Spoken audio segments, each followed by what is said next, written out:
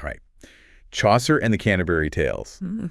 It's like we're about to go on a deep dive into literary history, right? Absolutely. So I've got this document here, and it's fascinating. He's got like a whole bunch of biographical info on Chaucer, some like fun facts, even little snippets of the tales themselves. Sort of a Chaucer grab bag. A Chaucer grab bag. I like that. Yeah. So where should we start with this, expert speaker? What's the best way to give our listeners a good overview, you think?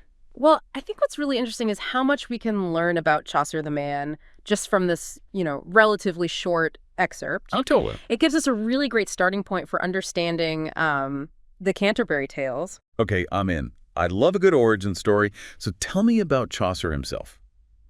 This document mentions he was pretty much an expert in everything, right? Religion, philosophy, science. The guy was a walking, talking Renaissance man, it seems like. He really was. It's true. And, that's what makes his writing so remarkable. He wasn't just a poet. He was, a scholar, a diplomat. He really had his finger on the pulse of his time. He sounds like someone I'd love to have a pint with. But let's bring it back to the writing, right? How do all these different experiences, all that knowledge, actually play into the Canterbury Tales? Well, that's what's so brilliant about Chaucer. He didn't just, live through these experiences. He processed them, analyzed them. He put them into his writing. Ah, I see where you're going with this.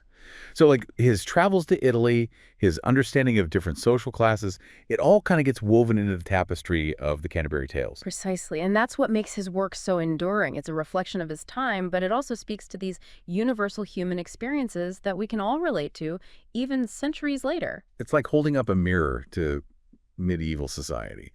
But we also catch glimpses of ourselves in the reflection, Exactly.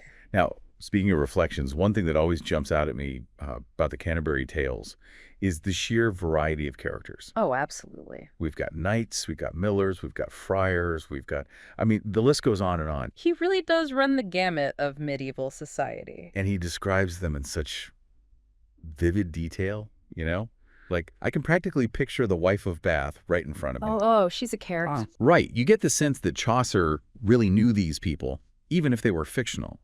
Or at least he knew how to make them feel incredibly real. He was a master of observation, that's for sure. And the way he uses the pilgrimage as this framing device, it's just brilliant. It gives him the perfect excuse to bring all these different walks of life together and let them, bounce off each other.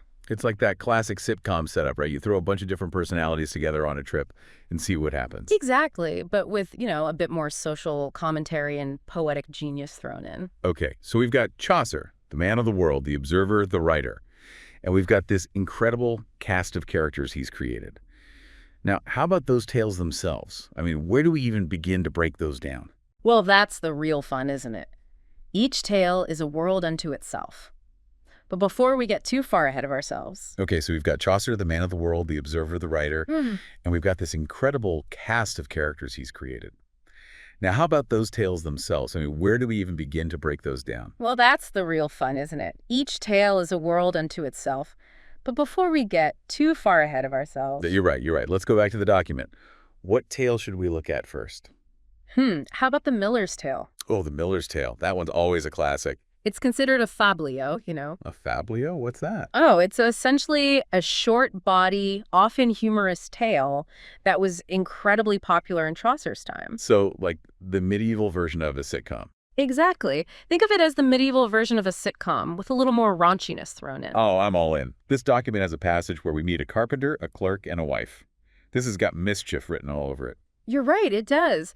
The Miller's Tale is a prime example of how Chaucer used these bawdy stories to comment on societal norms and power dynamics. All right, let's hear a bit of this Miller's Tale then. Okay, here's a passage.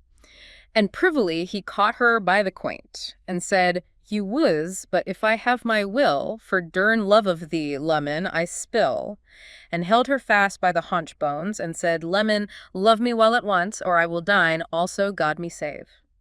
And she sprang as a colt doth in the trave, and with her head she writhed fast away, and said, I will not kiss thee by my fay. Wow, okay, that's a little intense. I guess the Miller was going for it with this Nicholas fellow. It's amazing how even in Middle English, you can feel the energy of the scene, the chase, the resistance. Chaucer definitely knew how to spin a yarn. And notice how he uses humor to expose hypocrisy. It's not just the sexual nature of the story, but the way he plays with the social roles, the expectations, and then subverts them. The miller himself is a bit of a rogue, so his tale reflects that. So it's not just about laughs, it's also about using humor to poke at societal structures and expectations. That's precisely how Chaucer's genius shines through. Remember, the Canterbury Tales is filled with characters who represent different social classes, different attitudes, and different ways of life. That's why those tales are still so relevant today, right? We still see those same conflicts, those same human struggles, even in the 21st century. Absolutely, and that's where Chaucer's mastery of social commentary comes into play. He was able to take those everyday experiences and turn them into powerful stories that resonated with people of all backgrounds. I'm ready for more. Is there anything else in this document that gives us a sense of what Chaucer is all about? Well, we've only scratched the surface of the Miller's Tale, but there are other examples of his key themes, even in this short excerpt. Take a look at this line from the Knight's Tale. But see his lady shall he never mow.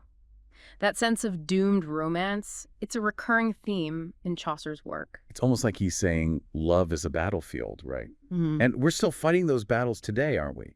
Even centuries later, we grapple with love, loss, and the unpredictability of fate.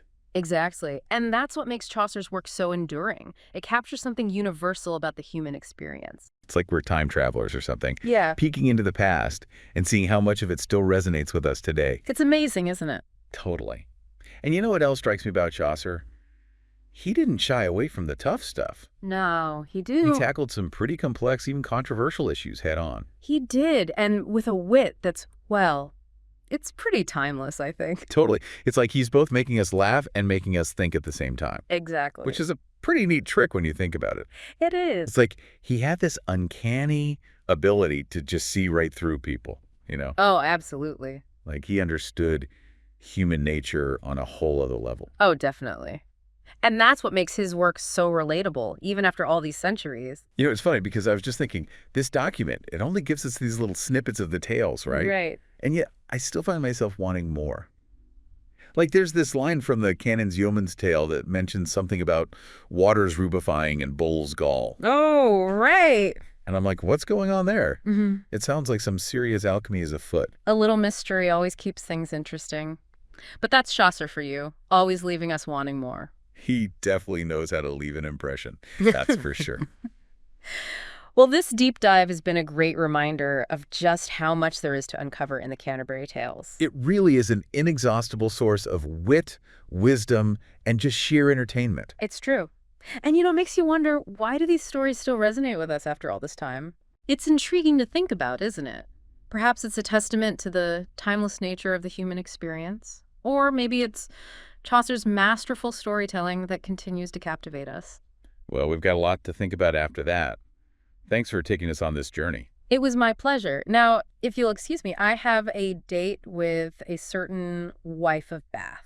I hear she's quite the storyteller. That she is. Until next time. Happy reading.